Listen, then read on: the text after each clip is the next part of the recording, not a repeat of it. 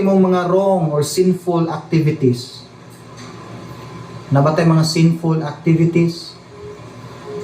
Imong mga wrong influence nga friends. Pamili og saktong friends.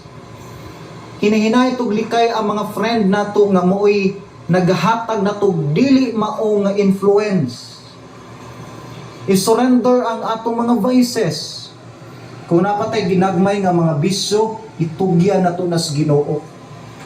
Babag na siya sa paglihok sa Dios sa atong kinabuhi. Wrong people, wrong attitude. Wa magi perfect na attitude. Pero from time to time, atong i-surrender sa Ginoo ang di mao nato nga mga kinaiya. I-surrender po ang mga butang nga wa ka kabalong sala di ay. Kaya sa wa ta kabalo nga nagpapuyo tag daghang sagbot sa atong kasing-kasing, wa di ta kabalo nga sagbot di ay to. Check yourself. I-check atong surrounding. I-check imong Christian life. Basin na ay nakapahugaw sa imuhang pagtubo. Basin na ay nagahatag og di mao nga influence sa imong life. I-surrender ang imong mga weaknesses, imong sala sa Ginoo.